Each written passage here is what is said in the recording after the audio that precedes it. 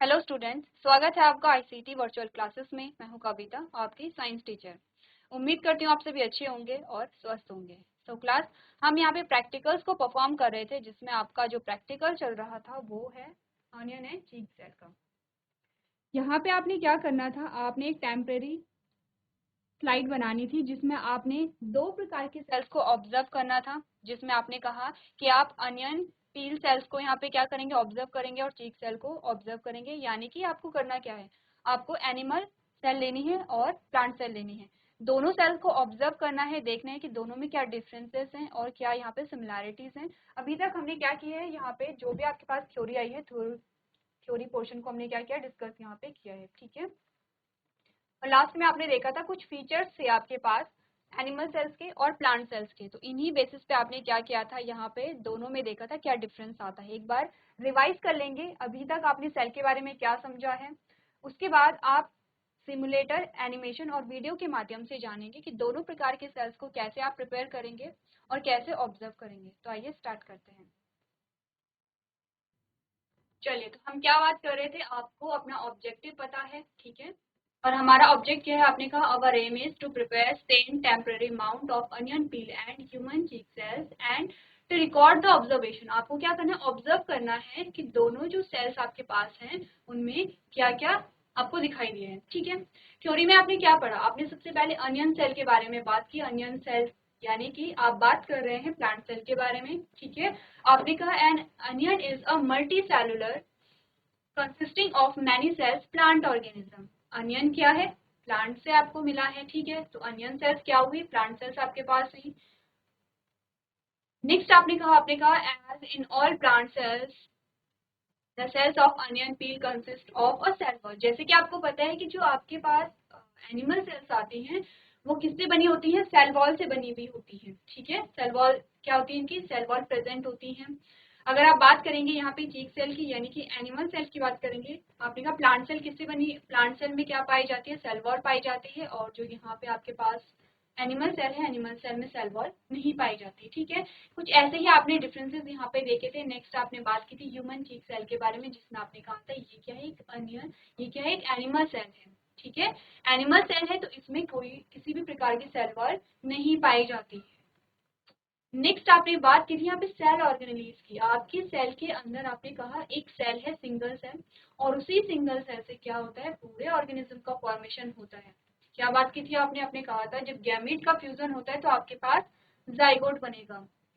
ठीक है, क्या है, जाइगोट एक सिंगल सेल है, और उसी जाइगोट से पूरे ह्यूमन बॉडी का फॉर्मेशन हो जाता है। तो ऐसा कैसे पॉसिबल है कि एक जो सेल है वो क्या कर रही है, पूरे ह्यूमन बॉडी का फॉर्मेशन कर रही है और उसी के अंदर इतनी कॉम्प्लेक्स प्रोसेसेस चल पा रही हैं। तो आपने कहा क्योंकि सेल के अंदर कुछ ऑर्गेनेलीज होती हैं जिसे आप कोशिकांग कहते हैं।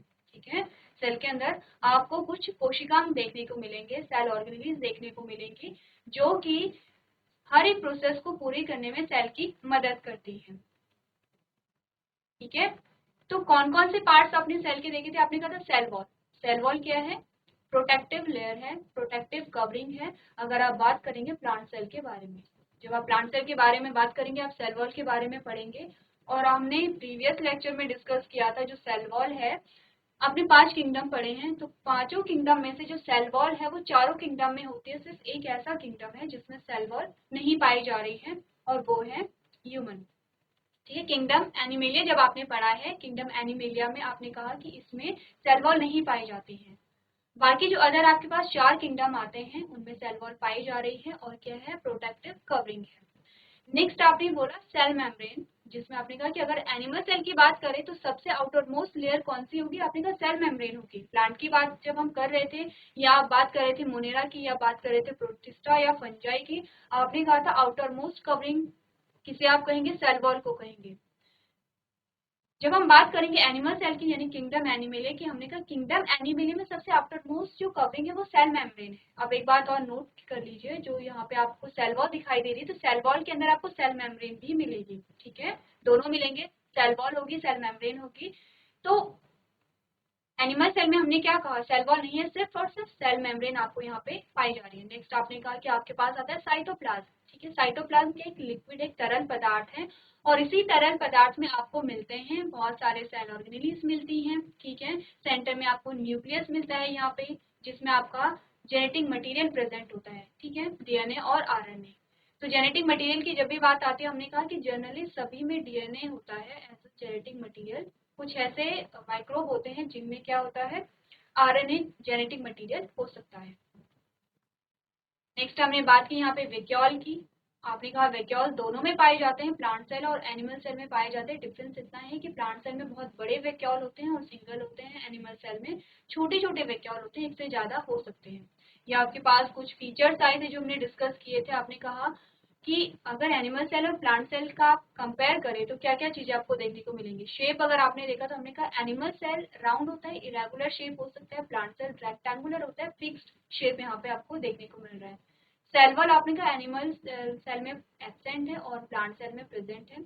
नेक्स्ट हमने बात की है सेल मेम्ब्रेन की, जो कि दोनों में प्रेजेंट है, क्योंकि सेल मेम्ब्रेन दोनों में ही पाई जा रही है। ठीक है, इतनी बात आपको क्लियर रखनी है।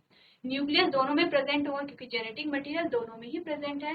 वैक्यूल आपने कहा कि एनिमल सेल में वन और मोर स्मॉल वैक्यूल्स हो सकते हैं। ठीक है, प्लांट सेल में आपने कहा large central vacuoles taking up 90% of the cell volume. ठीक है, आधे से ज्यादा हिस्सा, या फिर आप कहिए कि लगभग पूरा हिस्सा जो वैक्यूल है उन्होंने ही यहाँ पे कवर किया होता है। क्या फंक्शन है वैक्यूल का, आपको कहा गया था स्टोरेज यहाँ पे करता है वैक्यूल। ठीक है, जो टर्जिडिटी आपने पढ़ी होगी, तो टर्जिडिटी को कौन प्रोवाइड कराएगा, वैक्यूल कराएगा। नेक्स्ट अपने का प्लास्टिड। तो प्लास्टिड आपने कहा एनिमल सेल में प्लास्टिड प्रेजेंट होंगे ही नहीं, क्योंकि अगर प्लास्टिड प्रेजेंट होते तो क्लोरोफिल प्रेजेंट होता, क्लोरोफिल प्रेजेंट होता तो क्या होता है, यहाँ पे फोटोसिंथेसिस होती। एनिमल सेल में आपने कहा प्रेजेंट है, तभी यहाँ पे फोटोसिंथेसिस पाई जा रही है। नेक्स्ट आपने बात की क्लोरोप्लास्ट की। आपने कहा क्लोरोप्लास्ट एब्सेंट है यहाँ पे और प्लांट सेल में प्रेजेंट है। नेक्स्ट है एंडोप्लाज्मिक रेटिकुलम, जो कि दोनों में प्रेजेंट है। ठीक है, जिसे आप क्या कहते हैं, ईआर कहते हैं। दो प्रकार के आपने पढ़े, आपने कहा एसईआर और आरईआर। ठीक है, दो प्रकार के होते हैं। तो दोनों में क्या डिफरेंस होता है, हमने क्या बात की थी, हमने कहा था जो एंडोप्लाज्मिक रेटिकुलम है वो आपके न्यूक्लियस से अटैच होता है। दो प्रकार के आपने पढ़े। आरईआर की जब आप बात करेंगे, आरईआर में होते हैं राइबोसोम्स, जो कि क्या करते हैं, प्रोटीन सिंथेसिस करेंगे। क्योंकि इसमें राइबोसोम लगे हैं इसीलिए आप इन्हें कह रहे हैं रफ एंडोप्लाज्मिक रेटिकुलम। उसके बाहर आते हैं आपके पास एसईआर, जिसे आप कहते हैं स्मूथ एंडोप्लाज्मिक रेटिकुलम। यहाँ पे राइबोसोम्स नहीं पाए जाते हैं इसीलिए स्मूथ होते हैं। ठीक है, राइबोसोम्स को आप ऐसे समझ लीजिए, जो एंडोप्लाज्मिक रेटिकुलम है उसमें छोटे छोटे दाने लगे हुए हैं, जिसकी वजह से उसका जो स्ट्रक्चर है वो आपको खुरदुरा जैसा फील हो सकता है। ठीक है, जो एसईआर है स्मूथ एंडोप्लाज्मिक रेटिकुलम है, उसमें राइबोसोम्स नहीं होते हैं, तो इसीलिए वो क्या होती है, स्मूथ होती है। लास्ट आपने बात की है माइटोकॉन्ड्रिया की, और माइटोकॉन्ड्रिया दोनों में प्रेजेंट होता है, क्योंकि माइटोकॉन्ड्रिया में क्या होगा, यहाँ पे आपने कहा माइटोकॉन्ड्रिया में होती है जो ग्लूकोज का ब्रेकडाउन है वो वहां पे होती है। तो माइटोकॉन्ड्रिया में ग्लूकोज का ब्रेकडाउन होगा तो आपको क्या मिलेगी, एनर्जी मिलेगी। ठीक है, ये प्रोसेस आपने तब पढ़ी जब आप रेस्पिरेशन के बारे में पढ़ते हैं। तो ये हमने पढ़ा था थ्योरी पोर्शन। अब आपके पास आता है प्रोसीजर, जिसमें आपके पास कुछ मटेरियल आते हैं जो कि जब आप प्रैक्टिकल कर रहे होंगे तो वो आपके काम आएंगे, जैसे कि ग्लिसरीन होगा, सैफरन सॉल्यूशन होगा।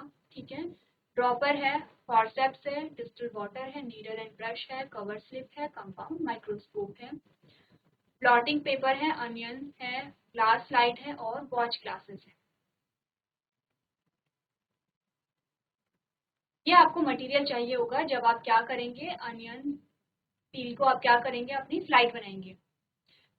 जब हम बात करेंगे यहाँ पे ह्यूमन चीक सेल की, तो आपके पास कौन कौन से मटेरियल आए हैं, आपने कहा ग्लिसरीन है, मिथाइलिन ब्लू सॉल्यूशन है, ड्रॉपर आपके पास है, कंपाउंड माइक्रोस्कोप है, ग्लास स्लाइड है, फिल्टर पेपर है, टूथ पिक है, डिस्टिल वाटर है, नीडल एंड ब्रश है और कवर स्लिप है। ये सारी चीजें जैसे जैसे आप यूज करेंगे वैसे वैसे आपको समझ आ जाएगा कि किस चीज का क्या काम यहाँ पे है, क्योंकि अभी तक आप काफी सारे जो प्रैक्टिकल्स है उन्हें परफॉर्म कर चुके हैं। तो आप क्या कर चुके हैं, काफी सारी चीजों के बारे में जान चुके हैं। अब आपके पास दो प्रोसीजर आते हैं, एक तो आपके पास आता है रियल लैब प्रोसीजर, एक आपके पास आता है रियल लैब प्रोसीजर, जिसे हम क्या करेंगे, वीडियो के माध्यम से जानेंगे। आपके पास एक वीडियो आएगी जिसमें आप देखेंगे रियल लैब में किस प्रकार से आप क्या करेंगे, अपनी स्लाइड को प्रिपेयर करेंगे और ऑब्जर्व करेंगे। एक आपके पास आएगा एनिमेटेड वीडियो, जिसमें आप एनिमेशन के थ्रू जानेंगे कि किस प्रकार से आपने क्या करना है अपनी स्लाइड को ऑब्जर्व करना है। तो सबसे पहले एनिमेशन से स्टार्ट करेंगे, देन हम वीडियो से स्टार्ट करेंगे, उसके बाद आपके पास आएगा सिमुलेटर। ठीक है, ये आपके पास सिमुलेटर है। सिमुलेटर में आपको सिर्फ इतना बताया गया है कि जब आप अलग अलग यहाँ पे ऑब्जेक्टिव लेंस हमारे पास आते हैं, आपने क्या कि हर एक ऑब्जेक्टिव लेंस की जो पावर होती है वो अलग अलग होती है। यहाँ पे आपको 10x, 40x और 100x की यहाँ पे बताया गया है। ठीक है, जो ऑब्जेक्टिव लेंस है उनकी जो पावर है, एक की है 10x है, एक की 40x है और एक की 100x है। तो आप अलग अलग ऑब्जेक्टिव लेंस को यूज करके अपनी स्लाइड को क्या करेंगे, ऑब्जर्व यहाँ पे करेंगे। ठीक है, तो देख लेते हैं एनिमेशन के through. Onion and cheek cells. ये आपका क्या है, उद्देश्य है। ठीक है, जो आपका एम है। Onion peel. To do the सबसे पहले हम प्लांट सेल को यहाँ पे ऑब्जर्व करेंगे, जिसमें आपके पास अनियन पील आया है। तो देखिए आपके पास क्या क्या मटेरियल रिक्वायर्ड है। उसके बाद हम बात करेंगे प्रोसीजर की। experiment we require cover slip, glycerine, glass slides, onion, watch glasses, distilled water, saffron in solution, forceps, brush, needle, compact. अब देखिए ये जो चीजें आपके पास आई हैं, आपको पता है सबका काम क्या है। सबसे पहले तो आपके पास स्लाइड आई है, जिसमें कि आप क्या करेंगे, अपने ऑब्जेक्ट को रखेंगे। ठीक है, उसके बाद आपके पास कवर स्लिप है, जिससे कि आप अपनी स्लाइड में जो आपका ऑब्जेक्ट है उसे कवर करते हैं। ग्लिसरीन आप यूज करते हैं ताकि आपका जो ऑब्जेक्ट है वो इधर उधर ना हो। आप यहाँ पे क्या करें, अनियन पील को ले रहे हैं एज अ ऑब्जेक्ट हमारे पास। आप अनियन सेल को यहाँ पे क्या करेंगे, लेंगे। तो अनियन सेल को आप क्या करेंगे, जो सेल है वो डिस्टर्ब ना हो, आप ग्लिसरीन का यूज कर रहे हैं। ठीक है, आपके पास डिस्टिल्ड वाटर है जिसे आप वॉश करने के लिए यूज करेंगे। सैफ्रनिन है जिससे कि आप क्या करेंगे, माउंट करेंगे, यानी कि कलर आप देते हैं। ठीक है, इतनी बात क्लियर है। नेक्स्ट हमारे पास प्रोसीजर आता है। Sound microscope, blotting paper. Procedure. Take some distilled water using a dropper and put it in a watch glass. क्या किया, सबसे पहले आपके पास 2 वॉच ग्लासेस हैं। ठीक है, एक में आपने क्या किया, जो डिस्टिल्ड वाटर था वो लिया आपने किसकी सहायता से, ड्रॉपर की सहायता से। अभी तक आपको ये जो छोटे छोटे मटेरियल हैं उनके बारे में आपको पता हो जाना चाहिए कि कोई भी चीज आप कहीं से भी, कोई भी सॉल्यूशन आप एक जगह से दूसरी जगह डाल रहे हैं तो आप यहाँ पे ड्रॉपर का यूज कर रहे हैं। ठीक है, आपने क्या किया, डिस्टिल्ड वाटर को वॉच ग्लास में डाल लिया है।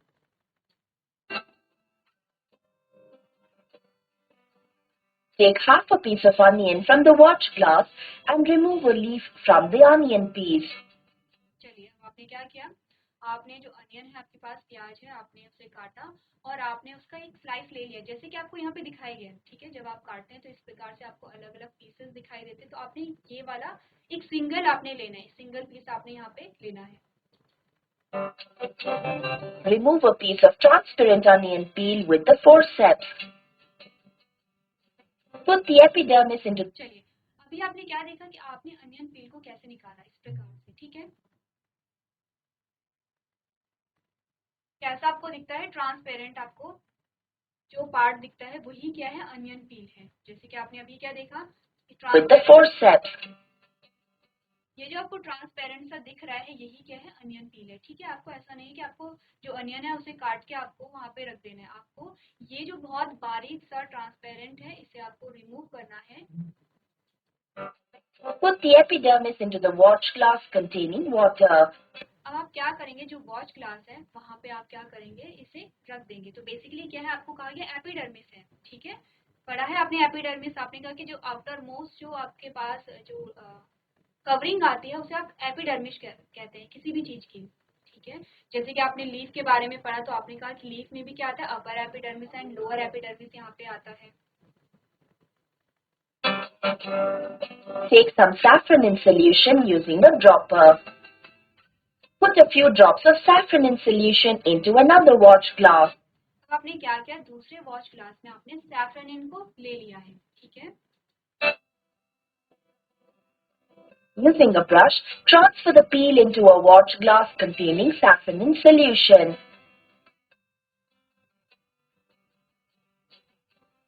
चलिए अब आपने क्या किया, जो आपके पास अनियन की एपिडर्मिस आई थी उसे आपने इस वॉच ग्लास से उठा करके इस वाले में डाल दी, यानी कि जिसमें डिस्टिल्ड वाटर था उससे आपने अनियन के एपिडर्मिस को इस वॉच ग्लास में ट्रांसफर कर दिया है, जिसमें कि क्या है, सैफ्रनिन है। Keep the epidermis for 30 seconds in saffronin solution so the peel. चलिए अब आप क्या करेंगे, 30 सेकंड तक अनियन पील को यहाँ पे रखेंगे। ध्यान दीजिए बहुत ज्यादा देर तक नहीं रखना है, ठीक है। आपको जो आपका जो अनियन पील है उसे हमें माउंट करना है। आपने प्रैक्टिकल किए होंगे और आपने माउंट भी किया होगा, तो आपको बहुत ज्यादा देर तक नहीं रखना है, क्योंकि इससे क्या होगा, जो अनियन पील है वो बहुत ज्यादा उसमें कलर आ जाएगा और आपको क्लियर नहीं दिखाई देगा। Can become stained. Using the brush, take the peel from the saffronin solution and put it into the watch glass containing distilled water.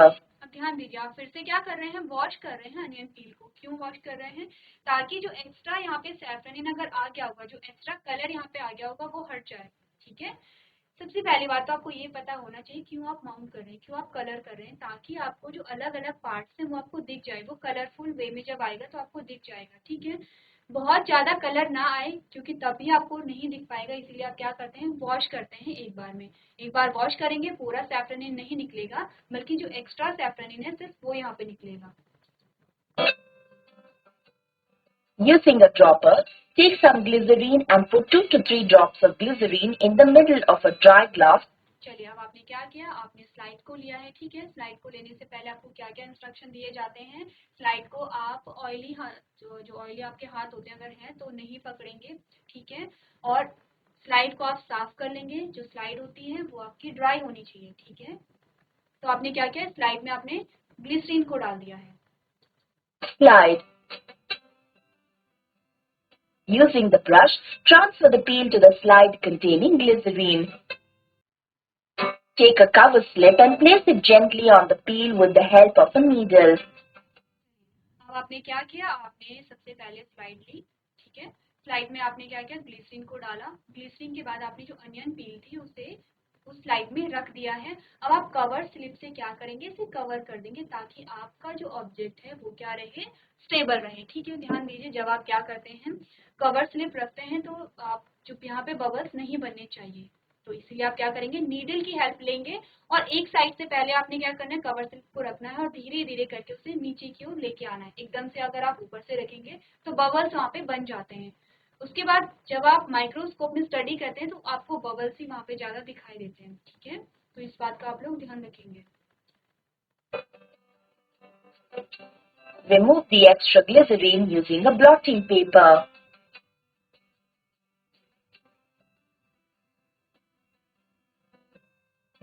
View the slide under the compound microscope. चलिए ये आपका compound microscope है, आपने slide को रख लिया है। अब आप यहाँ पे ऑब्जर्व करेंगे, मैंने आपको काफी बार बताया है कंपाउंड माइक्रोस्कोप के बारे में, तो आपको ये पता होना चाहिए कि माइक्रोस्कोप के किस पार्ट को आप क्या कहते हैं, कैसे आप माइक्रोस्कोप को यूज करेंगे, ठीक है। चलिए Observations. अब ऑब्जर्व कीजिए, जब आपने माइक्रोस्कोप को रखा, माइक्रोस्कोप में आपने जब स्लाइड को रखा तो आपको क्या दिखाई दिया। A large number of regularly shaped cells are lying side by side. Each cell has a distinct cell wall. A distinct nucleus is present on the periphery of each cell. Lightly stained cytoplasm is observed in each cell. A large vacuole is present in the center of each cell, surrounded. चलिए अब आपने क्या करना है, आपको क्या दिखा है, इस प्रकार की कुछ इमेज आपको वहाँ पे दिखाई देती है, ठीक है। ये जो आपको पिंक कलर दिखाई दिया है, ये किसकी वजह से, सैफ्रनिन की वजह से आपको दिखाई दे रहे हैं, ठीक है। अब आप समझ रहे हैं कि क्यों आपने सैफ्रनिन का यूज किया था। ध्यान दीजिए, ये आपको रॉड शेप के जो स्ट्रक्चर दिखाई दे रहे हैं, ये हैं आपके सेल्स, जो अनियन सेल्स हैं, ठीक है। इसके बीच में जो आपको ये डार्क कलर के बैंड दिखाई दे रहे हैं, ये है सेल वॉल, ठीक है। उसके बाद आपने कहा कि ये जो बीच में आपको डार्क कलर के पोर्शन दिखाई दे रहे हैं, ये है आपका न्यूक्लियस। बीच में आपका साइटोप्लाज्म है जो लिक्विड होता है, और ये आपको दिखाया गया है वैक्यूल। तो ये आपने ऑब्जर्व किया किसमें, प्लांट सेल में। अब आपने क्या करना है, आपने फटाफट से डायग्राम बनाना है कि आपको क्या दिखाई दिया है। जब आप हायर क्लासेस में जाते हैं तो आपके पास स्पॉटिंग आती है करने के लिए, आपको कोई अननोन स्लाइड दे दी जाती है, ठीक है। अननोन स्लाइड को आप ऑब्जर्व करते हैं और आपको बताया जाता है कि आपको लिखना है कि वो जो स्लाइड है वो किस चीज़ की स्लाइड आपके पास आई है, क्या क्या उसके कैरेक्टरिस्टिक्स हैं, आपको क्या क्या दिखाई दिया, कौन कौन से पार्ट्स आपको दिखाई दिए हैं। तो ये चीज़ें आप अभी से क्या करेंगे, प्रैक्टिस कर लेंगे। By the cytoplasm. Conclusion. All cell walls and large vacuoles are clearly observed in all cells, and the cells in the observations are plant cells. चलिए अब आप इस स्लाइड के ऑब्जर्वेशन में आपको ये देखने को मिला कि Human cheek cells. यहाँ पे आपको बहुत लार्ज वैक्यूल्स देखने को मिले हैं, जो कि क्या है, प्लांट सेल। नेक्स्ट सेल हमारे पास आती है एनिमल सेल, जिसमें आपने ह्यूमन चीक सेल को यहाँ पर लिया है। ठीक है, To do the experiment, we require toothpick, cover slip, methylene blue solution, glycerine, glass slide, distilled water, brush, needle, compound microscope, filter paper. चलिए तो जो मटेरियल आपको चाहिए था, बहुत ज़्यादा डिफरेंस यहाँ पे नहीं है। आपको टूथपिक यहाँ पे देखने को मिल रही है, मिथाइलिन ब्लू आपको देखने को मिल रहा है। ठीक है, बाकी सारे जो आपके पास मटेरियल है वो ऑलमोस्ट सेम है। Procedure. Take some distilled water using a dropper and put it in the middle of the glass slide. चलिए आपने क्या किया, आपने डिस्टिल वाटर को लिया और आपने इस बार स्लाइड में डाला है, वॉच ग्लास में नहीं डाला है। ठीक है, क्या किया आपने, डायरेक्टली स्लाइड में पानी को डाल दिया है। Take a clean toothpick and gently scrape the inner side of the cheek. अब ये ध्यान दीजिए, आपको क्या करना है, आपके जो चीक सेल है उसे आपने ऑब्जर्व करना है। तो इसी प्रकार से आप टूथपिक को अंदर डालेंगे, थोड़ा सा स्क्रैच करेंगे, थोड़ा सा भी स्क्रैच आप करेंगे तो आपकी कुछ सेल्स यहाँ पे टूथपिक पर आ जाएंगी। ठीक है, ऐसे ही आप प्रैक्टिकल को करेंगे। Rub the scrap on the glass slide that contains water. अब आपने क्या किया, आपने जो स्लाइड में पानी था उसमें आपने टूथपिक जब डाली तो यहाँ पे कुछ सेल्स यहाँ पे क्या आ गई हैं, स्लाइड में आ गई हैं। ठीक है, जो कि आपकी गाल की जो सेल्स होती हैं। Mix the mixture using a needle and spread it. आपने क्या किया, मिक्स कर लिया है, जिससे कि क्या होगा, जो सेल्स हैं वो अलग अलग क्या होगा, डिस्ट्रीब्यूट हो जाएं। क्योंकि अगर आपने इसे मिक्स नहीं किया तो एक सेल के साथ बहुत सारी सेल्स वहां पे होंगे और आप क्लियरली ऑब्जर्व नहीं कर पाएंगे। तो आपने क्या किया, मिक्स कर लिया है, जिससे कि जो बहुत सारी सेल्स होंगी वो आपस में क्या हो जाएंगी, अलग अलग हो जाएंगी। Take methylene blue solution using a dropper and add a few drops to the mixture on the slide. अब आपने क्या किया, जो मिथाइलिन ब्लू सॉल्यूशन था उसे आपने उसी स्लाइड में डाल दिया है जिसमें कि आपकी चीक सेल है। ठीक है, After 2 to 3 minutes, remove excess water and stain using a blotting paper. चलिए अब आपने क्या किया, 2 से 3 मिनट तक रहने दिया। उसके बाद आपने जो एक्स्ट्रा पानी था वो आपने यहाँ से रिमूव कर दिया है।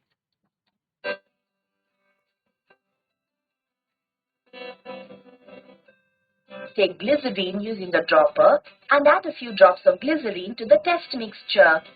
चलिए अब आपने क्या किया, ग्लिसरीन को यहाँ पे मिक्स कर दिया है।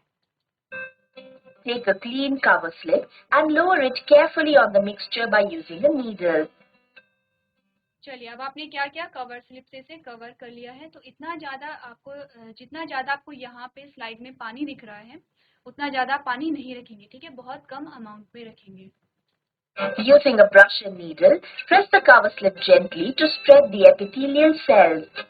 अब आपने क्या करना है, आराम से जो कवर स्लिप है उसे नीचे की ओर प्रेस करना है। इतना प्रेस नहीं करना है कि जो सेल्स है वो डैमेज हो जाएं, धीरे से करना है। ठीक है, Remove extra liquid around the cover slip using a blotting paper. View the slide under the compound microscope.